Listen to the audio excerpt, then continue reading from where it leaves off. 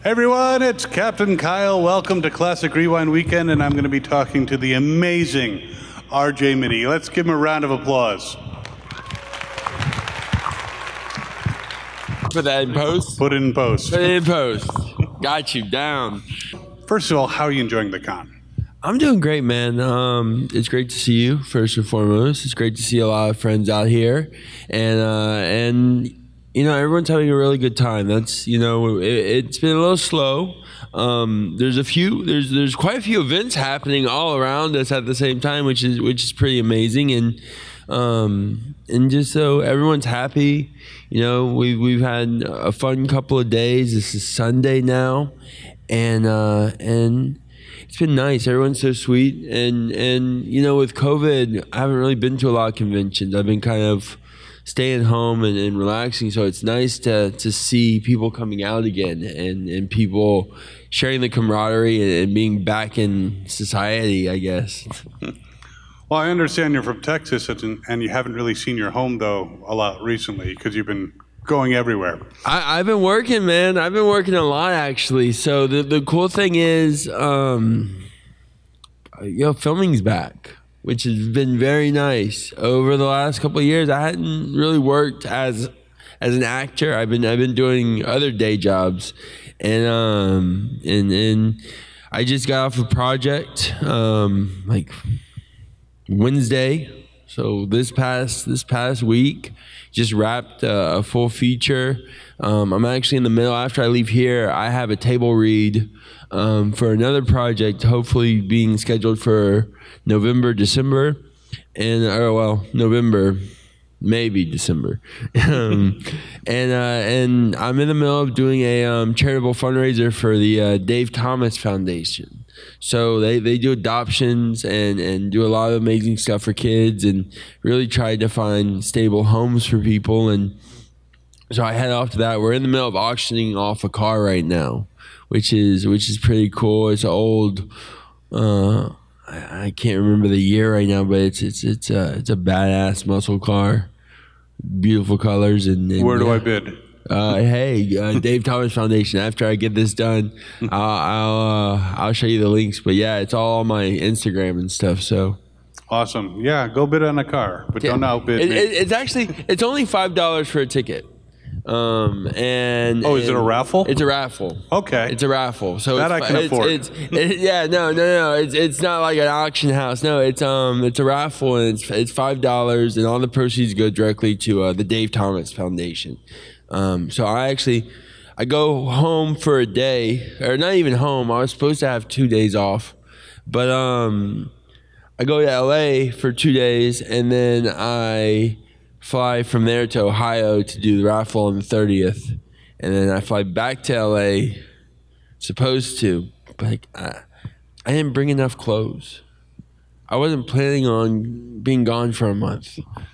Well, you know, they have these things called washing machines, laundromats. You could try those. I've heard of such items, and they are quite fascinating. I don't know what sorcery a washing machine. You mean a dishwasher, right? No. No. This is you don't.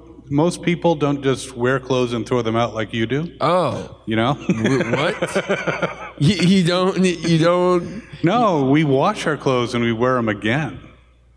That is an amazing concept. Amazing concept. Who would know? Who would have ever guessed? So it's great that you're getting a lot of acting jobs. Now, from what I understand, when you started studying acting, it wasn't because you wanted to be an actor. It was more for the socializing stuff. Yeah. Well, I was just talking to someone about this and kind of how everyone always asks, how did I start? How did I get into the industry? And you know, I actually got into it because of my little sister. And she got cast out of a water park, and then I was in LA. You know, I really didn't know anyone. I didn't have any friends. And so I started acting to meet kids my own age, and start just having a life. Because if you live in LA and you don't go to school, you don't join a gang, and you don't act, you're not going to make friends. So why not the gang? I did. It's called SAG-AFTRA. Oh wow, they sound scary. They are very scary, but they get it done. But no, so I did join a gang. It was called acting, the acting crew, and I was working on shows like Hannah Montana, Everybody Hates Chris, Weeds, Seventh Heaven, Dribble Taylor, all as an extra. And for whoever's watching or here tonight, if you're trying to get into the industry, I always recommend extra work, because you get to work with a professional set. You get access to things that like you dream of being, like just being on, right? Because like, yes, auditioning and getting a speaking role is it's like that's the goal, right? But if you've never been on a set before, don't know how a set works, when you finally do get that role, you're kind of like, where do I go? What do I do in the inside of the box of the role? So I think it's a great way to learn. And plus, if you're an extra, they might be like, hey, we need someone to say a line over here. 100%. Hey, why don't we grab you? Well, like if you keep your head low and you don't cause problems, and you got a unique look, they always feature you. Almost 9 times out of 10, you will always be featured. Especially if you bring the right clothes that they're like, we love that, it matches. But yeah, and then Breaking Bad came a year and a half later for me. I was 13 turning 14, and it just was one of those things where it changed my life. And ironically, one of the very first auditions I ever had was an anti-meth commercial for the city of Los Angeles. It was talking about how the destructive nature of meth. And it was a PSA, and that was my very first audition. I didn't get it, and now they're like, dang, we could have had him be like, Dad, my dad's made meth and it's destroyed our family. Well, that was a year before. So who would have thought, right? But it's a wild industry. I love what I get to do, and I get to work with many organizations and come to events like this, and we get to have a good time in Atlantic City and be a part of this like great community. So what's up with your sister? She got cast, and is she working as well? Yeah, she works. Sometimes. Is she jealous of you sometimes? No, she's definitely she reminds me of why I'm here. But no, she works. She's working on a couple projects. She just had a really big audition. The industry's hard. It's not an easy business, and but luckily she still stays active. She sings. That her big thing is singing and acting, and so we're hoping she has this opportunity for a role coming up in the next couple of months. So we're really hoping. And you sing too, right? You're gonna sing for us? No. No. I'm gonna stop you there. No, but it's great that you're working on projects. I do want to talk, I want to get back to Breaking Bad, but I also want to talk about the latest thing that has come out, which I only watched the first episode. You didn't get past number 1? Well, it's just because we were here singing last night. I know. And therefore, Amazing. I didn't have time to watch anything more, but it seems like a really cool series. It's called The Guardians of Justice. Yes. Will Save You. Yeah. So, and there you must have worked with a lot of like CGI and stuff like that, or? So what was amazing? Has anyone in this room, the 3 of you? Yeah. No, we'll edit that part out. 300 of you? The 3, yeah, 3. But have y'all got the chance to see Guardians of Justice? It's on Netflix. It's all good if you haven't. But it's a very unique show. And I've been working on it for probably over 7 years. I filmed it ago. The creator of it, Adi Shankar, who did One of the Dreads and a bunch of very unique style of art that I love. I think it's amazing the type of style he has. But it's live action and animation and CGI, and so it's kind of this like hybrid series that's just like you're looking at real people one moment, and then it cuts into like this animation bleed off, and then it comes back into live action. It's actually really cool to watch. Yeah, it's wild. The story is wild. I won't give any spoilers, but Superman, our Marvelous Man, kills himself in it. So that's what happened. That's our opening thing is Superman, which in our case is Marvelous Man, is tired of the world, and he's like, I can hear everything, I can see everything. He's like, you're not savable, and offs himself with a kryptonite bullet, and well, they don't call it kryptonite because that is a trademark of. Is it? Oh, it's like Cantonite or something. What? Yeah, something. But you get the general gist. And on TV, he does this. Huh? Like everyone's watching him on this TV. is like a global stream. He's sitting on his like throne in his own version of like the Ice Palace or the watch. It was actually in the Watchtower because it was like in orbit. Yeah, and so our Nighthawk Batman version character, which these are all real comic book characters in some capacity, but the general gist is the Justice League. Is like Marvelous Man can't kill himself. Like that someone had to do this. Like he wouldn't have done that to us. He wouldn't have done that to the world. And so he's going around, starts trying to find people, breaking legs and stuff, and trying to find who really killed Marvelous Man. It also has strong language and adult themes. Yeah. Very much so. So definitely check out the Guardians of Justice. That just looks really cool. Now, getting back to Breaking Bad, that was, as you said, an early role. Yeah. And you were on there for a long time. What did you learn on that set? You must have taken in so much working with, all these amazing actors. Yeah. No, I mean, so I was 13 turning 14, 20 turning 21, and it was a one of a kind opportunity. It was one thing that like really stood out was just the wealth of knowledge in every capacity that everyone had that was all working together.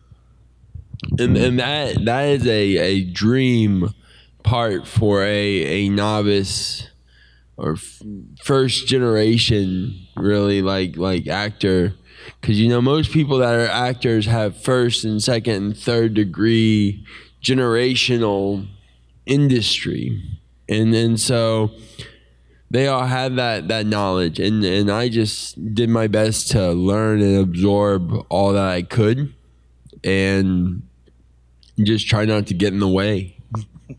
That's what it came down to. Now, one thing about your character on the show, obviously felt betrayed, felt very hurt when he found out that his father was making meth, especially after the anti-meth commercial you almost got. But he was very black and white about it. He was very like, you're doing what's wrong. Yeah. This stage in your life, if you were looking at it as him, do you think that the maturity would maybe shape your views a little bit more? Would you be a little more understanding? Would you still? No, he still did what was wrong. The way that I see it, it's every villain, and this is a famous saying, every villain is the hero of their own story. And then every hero can be a villain. It's so So I think like did Walter White do what was right for his family in the beginning? Maybe he had the intention, but what happened wasn't what he intended. It was reality, and the reality of it is, like, it is a very destructive path to be a warlord or a kingpin or a drug dealer or whatever. There's you live by the you live by the gun, you die by the gun, and so did he mean well? Yes. Was it right? No. And there's no real way of justifying more than half of his actions after a certain point.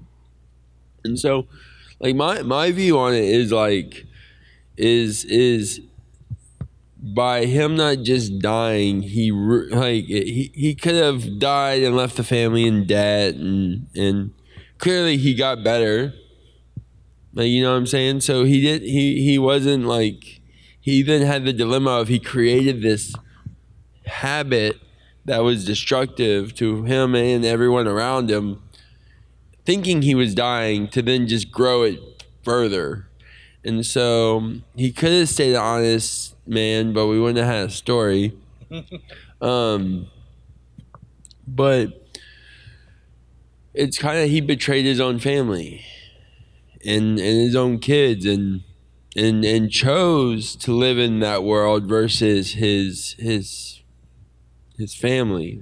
That aspect, he had a new family, and so he did more damage than he ever realized. And in my mind, that's really one of those things that once you drop the bomb on him and you die and you go away, there's no really redemption for yourself. And yeah, he left money for his family, but a lot of people don't realize with the DEA, and I mean, in my mind, this is how it is. The DEA takes everything. So when you come in and you're like, if I'm arresting you right now for global mass whatever distributing, they're going to take everything. How did you know? Huh? How did you know? Shh. I got the truck waiting in the back for you. But they take everything.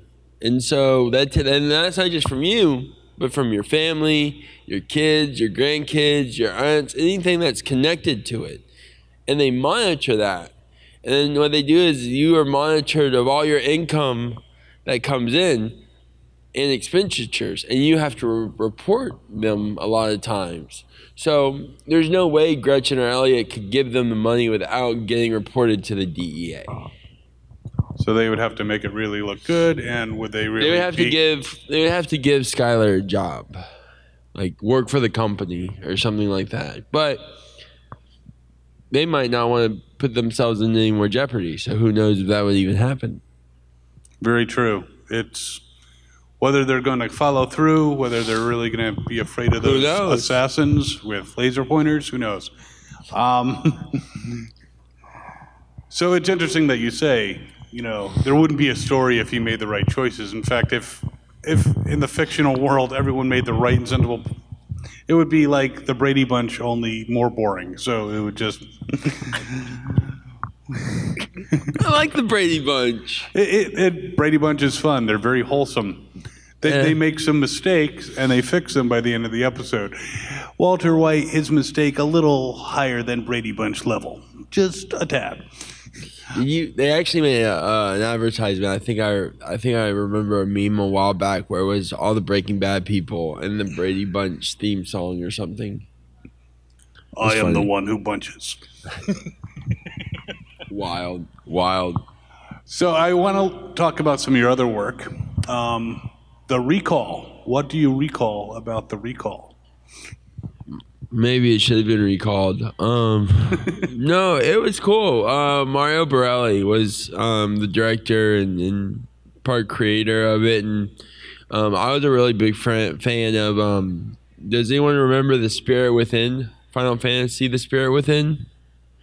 Amazing, beautiful movie. We got nods. And I love that movie as a kid growing up. The art, the just it felt if they remade it now, that would be Avatar. You know what I'm saying? Back in the day, like it would be that type of like essence. And so Mauro Borelli did all the artistry for that movie, and it was a great team of people. And I don't really know what happened to it in post. I heard rumors, but yeah, and then but I made some amazing friends from it. Jedi Goodacre, my buddy Wesley Snipes. Wesley Snipes, yeah, Wesley Snipes was dope. But no, I met one of my best friends, Nico Pepai, who's an actor out of Los Angeles. But I worked with Wesley. He only worked on the project for 3 days, but I was such a big fan of Wesley because I was a Blade fan, and so Blade is my shit. I love Blade. I can watch it. All of them. All 3, 4. Is there 4 or 3? I think there's only 3. I know there's Trinity. Trinity is, I think, the last one. And then they had the short-lived TV series. Yeah, that's, I guess. So for those who aren't familiar with the Recall, it's basically Aliens. Like Cabin in the Woods meets Aliens. Yeah. I get Cabin in the Woods vibes because of the kids going off to a cabin in the woods. Well, what was really cool was we shot in Barco Escape. I don't know if you remember Barco Escape. It was a short-lived theater experience where we shot everything on a 3-camera system. Front camera, and then like 180 view. So when you were in the theater, it would come around here. It would stretch, so it was full 180. And then we also shot it in VR too. We did a couple of VR things that sadly didn't go anywhere. But yeah, this was probably like 5-6 years ago before VR was as big as it is now. Barco could have been. It was when everything the theaters were trying to give an experience. So it was really cool, and it was a lot of work, but sadly under budgeted. But it was we had a great time. It was slightly too much ahead of its time. You know, if he had waited a little bit longer, it might be, the thing. If we tried to do the Recall now like we did then, it would be a whole different movie because he had the vision and the belief behind this Barco VR, like not like practical effects, because it was all practical effects. There was very little painting or VR in it, or not VR, CGI. But it just it's interesting. I recommend seeing it. Is it the best film ever? No, but it's entertaining, and we had a great time making it, and everyone meant well. You always go in with the best of intentions, and with a vision, and sometimes it doesn't quite work out. Yeah. I see we have a couple people out. If you have some questions, that gentleman, he is not a vampire. I swear, I tested him earlier. He has a microphone. If you have some questions, feel free to ask. Yeah, please. I'm here for you, just for you. Hello, are y'all having a good time? I have questions for you. Ask away. Are y'all having a good time? All right, good. Y'all met everyone that y'all wanted to meet so far? Or? I can't really see who's sitting there. I'm kind of blind by the light. Yeah. But I don't know. Hand them the microphone. They can. We can say hey. Say hi. Hello. How's your day? Our first time in Atlantic City. My first event like this. We've never been to one, so it's been a lot of fun for us. Well, awesome. Where are y'all from? Originally Charlotte, North Carolina, but we Okay. live in a town called North Myrtle Beach, South Carolina, home of Vanna White. Yeah, my Yes. my girlfriend is from Raleigh area. Yes. So I love North Carolina. It's a great, and South Carolina. It's fun. It's beautiful. Yeah, a little bit more slower pace than probably what you're used to. No, I live in Brownsville, Texas. We got population 150,000 in the whole city. So I'm a slow paced kind of guy. I recently got an apartment in LA again, but it's a lot. So where would you like your career to go from here? Like, what is your goals at this point in your career? So I have thank you for that. I have three. I have three goals right now. So one is I really want to find a good project that has the ability to be great. And not maybe a lot of money, but not a lot of money. Two, I want a project that has a lot of money attached to it, with a nice check. And then three, I do a lot of philanthropic work.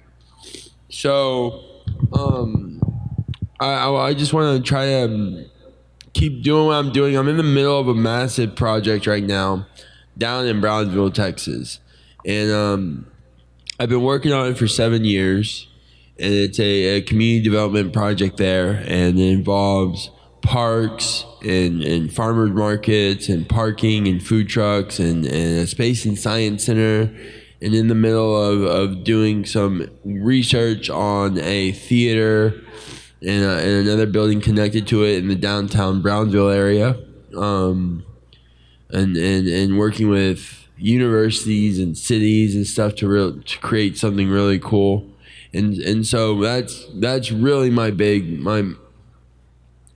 goal right now, is to kind of get that underway and finish it.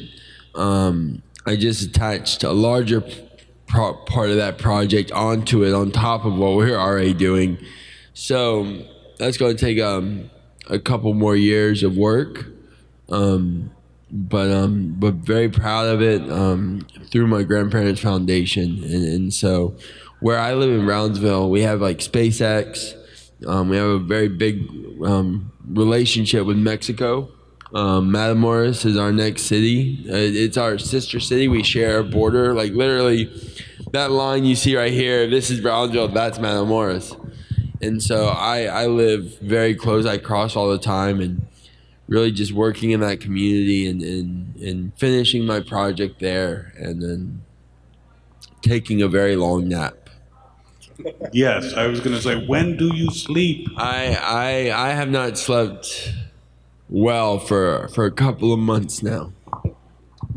Well, that is awesome. I certainly hope that project, but where can people help with that project? Is there, well, I mean, they can get a raffle ticket for a car, right? So that project's completely independent from my organization. Now, if you're interested in a car, I actually have a organization that I'm working with. The raffle ends on the 30th. It's $5 a ticket, but you enter to win a 1970s muscle car, and it's completely it's like 350 horsepower, beautiful beast. I was at the shop the other day seeing it. It's gorgeous. It glows in the dark. 12 miles to the gallon. Bro, 16. 16, okay. 16 maybe. So it's going to stay in your garage a lot if you win it, until the prices go down. Well, so what happens though? It's like it's a free car. If you're looking to buy one, it's probably you have a better chance of getting this than going to a dealer right now. But what's cool about it is the organization. I don't know. Have y'all ever heard of Dave Thomas? Yeah. So they're amazing, and they do a lot of amazing stuff for kids and kids in the foster care system. And what got me involved with them though is I'm actually adopted. I was adopted and adopted at birth, and don't I think it's so amazing with what they do and the impact they have on lives, because I was very lucky that I have a family I love and that loves me, and there's so many kids out there that don't really know where to go or what to do or even how to do it. And so it's great that they give those kids and thousands of kids those tools. And so I'm excited. Yeah. Philanthropic's my jam. That is so awesome. Though, on occasion, you have to do some acting, right? Occasionally, yeah. Well, right now I'm acting my ass off. Is that the Unseen that you're working on right now? I just finished the Unseen. Last week I just finished it. And then I start another project next week called Left Alone. And then I have another movie after that. Just trying to confirm dates now, called Tribal. And then I have another movie that I'm reading for in November. And I forgot the name of it. Maybe if you just name the movies you're not in, that might be a shorter list. Actually, I think that might be a very long list. I didn't do it. Can't prove it was me. No, it was our vampire. Our vampire. Our resident vampire. We can edit that out. So, one of the most wildest things on a movie project that I worked on was I kept hearing, "We'll fix it in post," and they're like, "Don't worry about it. Hey, don't worry about it. You know, it looks like shit now. I fix it in post. It looks great." And I'm just like, "What does that even mean? It looks like shit now. I'll fix it in post. It'll be great." You know that's not going to work out the way he thinks it is. It's hard to polish a turd. It's hard to polish a turd. You can, but still a polished turd. But yeah, I got good projects, so I'm happy. So yeah, you were a lawyer in the Unseen? I was a lawyer in the Unseen. I'll tell you about it because I post about it all online. But no spoilers, right? No spoilers. I'm just going to tell you the whole story, so you save you all the time. We're going to reenact it right now on stage. Actually, I can tell you the whole premise in 5 minutes. You ready? Actually, I could probably narrow it to a minute. So, a minute would be good. A minute? 1 minute? So initially it's about this guy who is connected to a car accident, and he's graduating college from law school, and he's trying to get a law job, and his dad's a famous attorney. And so what ends up happening is, like, weird stuff starts happening after he joins a law firm, and people start dying, and it turns out it's a ghost that's possessing him. And then it comes to find out, y'all ready for the ending or no? Comes to find out that my dad covered up the accident that killed the girl, and then he covered up my mom was the girl that hit him. That she's the one that hit him. Was that under a minute? That was like 30 seconds. Cool. Done. I hope you enjoyed my movie. Now they don't have to see it, man. It'll be fine. Catch it on demand. No, it was cool. You know, it's a good premise, and we had some amazing actresses and actors on it. We had this guy named Mark from Georgia who is really cool, and he plays my dad, and great guy, great camaraderie. Guns like this, just like he's like, welcome to the gun show, and he was great, and many others, Kimberly and Rebecca, and we had a very unique cast of people, and then the creator of it. The writer-creator, and she played my sister in it, pulled it all together and made it happen, which is really cool. But yeah, we had fun. It was a lot of work though. You know, it's hard to do independent projects because you just don't have time, and you're just trying to get it done and rush it. And it went well. We got it done. We shot all the days, and called it a day. And now here I am here in Atlantic City, fresh off a plane, and yeah, can't complain. Awesome. Now there's a project that I believe is in post-production. Is it Issac? Issac, yeah. I've been working on that for about a year now. It's in post. It has some amazing actresses in it, some amazing actors, and it's another supernatural thriller. Do you want me to tell you the movie in 30 seconds? Wait. Let me get the stopwatch ready. No. I won't go into too much detail because this one's very complicated. It's kind of like Fight Club, and so you don't know what's real or what's not. And you got it going? All right. It's going. And it's about a guy who works at a mortician. He has a family like funeral home and business and he starts seeing these girls and you don't know if they're real or not, and you find out that they're all dead that are in his lab, and you don't know if it's him killing them or not, but you can hear them, and it's really weird. But in a good way. So. In a great way. Yeah, no more spoilers. That was like 30. That was under 40 seconds. So. Cool, done. I want to just try to keep them under 40. Anything else you got working on that you can talk about? Do they ever give you an NDA? Because it doesn't seem like it. You're just selling us everything. No, they don't actually. I mean, So you make Tom Holland look like a very closed-mouthed individual. Yeah. No, I mean there are some stuff that I'm working on that I do have an NDA on, but I don't even bring them up. We're always working. I'm always doing projects. There's always something happening, and you know, it's just trying to enjoy it and travel. And I went on a trip, actually. I don't know if you ever heard of a country called Lithuania. I've heard of Lithuania, yes. You ever heard of Lithuania? I was there a month ago. It was quite nice. Beautiful country. And had a great time. I was there with a Comic-Con and worked with the U.S. Embassy there. And so they're trying to get more teachers working with individuals with disabilities there. And it was a great event. And we had a good time. I think that's all that's happened in the last couple of months. That's all. Just that little bit, you know. Just those things. 15 movies and, you know. No, 5. Sorry, calm down. Okay, calm only down. 5 movies. Maybe, 4.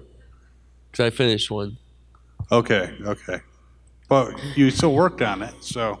Counts, I guess. It counts. So, any other questions before we're going to wrap up? We have some new people coming in. Hey. Hi. Do you have questions for RJ Mitte? No. Yeah, say what's up. Okay. It's a big old party. Can't you tell? I was a gaffer. Yeah, he gaffed like I gaffed Breaking Bad. You know, I did a little cinematography work. You know, dealt with actors all day. No, I played the son on the show. I was the dude on the crutches. Oh yeah, do you like it? It's cool. I enjoy Better Call Saul. I'm excited to see what they do with the finale. Thank you, man. Thank you. We were lucky. We had a great time. Definitely. Are y'all having fun? Got to meet everyone that y'all wanted to meet so far or no? Yo, she's super nice.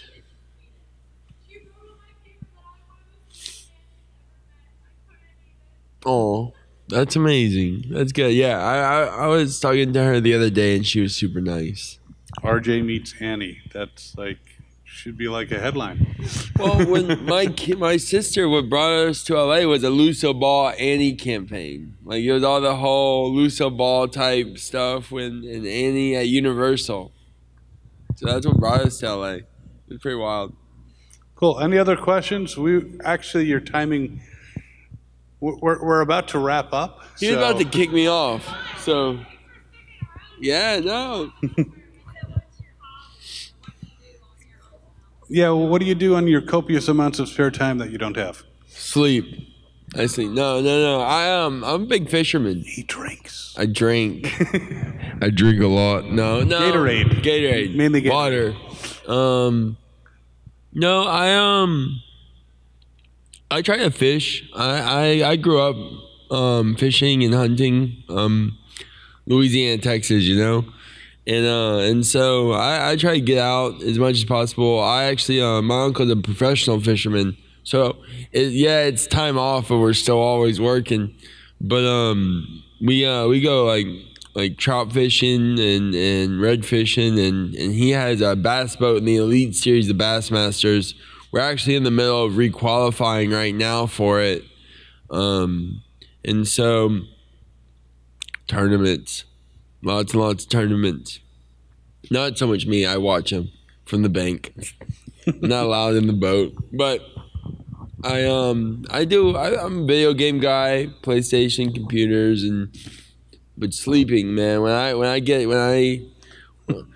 crash, I put like 15 hours down. I go home, I'm like, don't wake me. Don't. If the sun goes up and goes down and I'm still asleep, it's a good day. He is a professional sleeper. He does it like nobody's business. No one can compare. One of a kind. I should charge for it. Actually, you would be a professional if you got paid to sleep. So you need to figure out a way to do that. They do sleep studies. You might be interested, you know. I've seen way too many movies with fucking sleep studies that go wrong. I'm not about that life. Probably wise. Am I wrong though? Have you ever seen in a movie where a sleep study has not ended in disaster for the person that was getting the study? Something always bad happens. I'm not about it. I'm suddenly having flashes and I'm somewhere else and I have blood on my hand. Yeah. Don't do that. Don't do it. I retract that suggestion. Thank you. I'm sorry. Thank you. So we are recording. Would you like to say anything to your fans out there? Yeah, thank you all. Yeah, I got you covered. No, thank you all. Thank you all for being here in person today. Really appreciate that y'all are here, and I hope y'all are having a great time. And for the people that are watching, thank y'all for watching the show and being a part of everything. You know, without fans, without people to watch, we don't really have a job. So keep watching and keep enjoying, and thank you for your support, and thank you again for everyone that's here today, and enjoy the rest of your evening. And thank you so much, RJ, for spending the time. Visit him at his table. Check out his website. Say, hey, I'm here. If you want to find me, Instagram, Twitter, Facebook, MySpace. All the links in the description. Yeah. There we go. Right here. But yeah, see y'all later. Come say hey. Thanks, guys. This is John Glover, and you are watching Fandom Spotlight. Be sure to like, share, and subscribe. Lionel Luther recommends it. Have some fun. Follow your fandom.